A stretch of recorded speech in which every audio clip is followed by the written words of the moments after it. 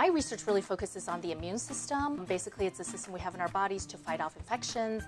So if we get the flu or other types of microorganisms that can cause disease, then we have the immune system which fights it off. And I study specifically one cell type of the immune response, which is called the T cell. If we better understand how T cells work, we might be able to enhance their ability to clear infection or maybe stop them from acting in a way to cause disease.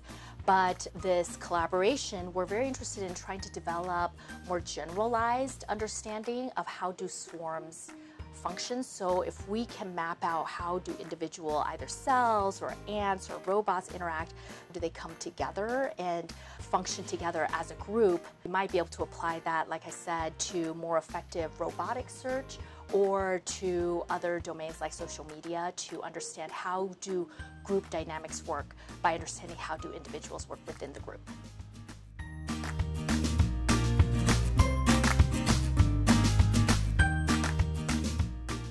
My research really focuses on early childhood and adolescence and how the events during that period affect long-term social and economic well-being. And I do this primarily in the context of developing countries and in the context of child poverty. So we're specifically looking in Indonesia and looking at how does this transmission affect resiliency. So I'm hoping with this research we can first understand really what are like the long-term causes and consequences of health shocks during these sensitive periods. And so like not just that they affect adult health, but they affect the health of the next generation and possibly the generation after that. So with my research, I hope to better understand how do we allow individuals to develop skills and characteristics that allow them to flourish even in resource-poor settings.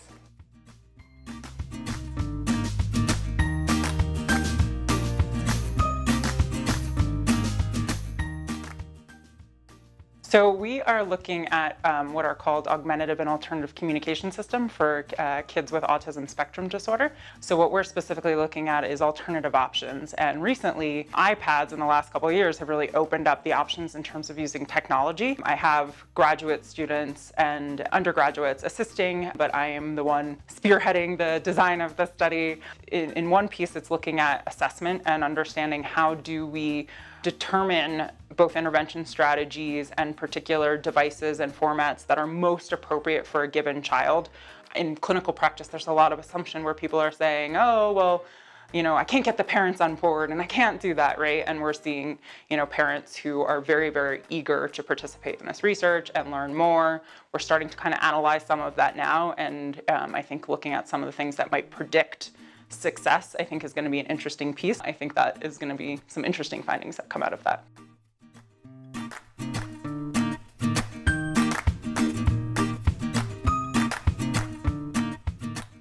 Our research work aims at rationalizing the resource allocation process in cyber-physical social systems. Our proposal, entitled Redefining Resource Allocation in Advanced Wireless Systems, evangelizes that it is more important and more beneficial both for the user and the system to achieve a minimum quality of service in terms of being satisfied, instead of achieving quality of service maximization, which will spend additional resources from the system. Based on this research, we are able to propose user-centric frameworks that can achieve efficient and specifically energy-efficient resource allocation approaches. The motto in our lab is that we think big, but we dream even bigger.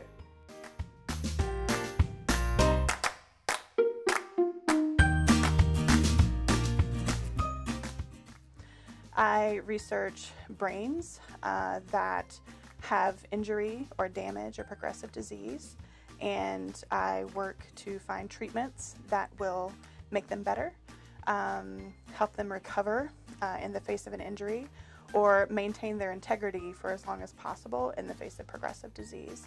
My specific role in research is as a co-principal investigator. So again, along with my colleague, Dr. Amy Neal, we're heading up this project to look for biomarkers of early head trauma in professional fighters. as you probably know, this is a little bit more in the news lately, when people who have repeated brain injuries, repeated concussions, they're more likely to develop a progressive brain disease throughout their lifespan, or chronic traumatic encephalopathy and other forms of dementia.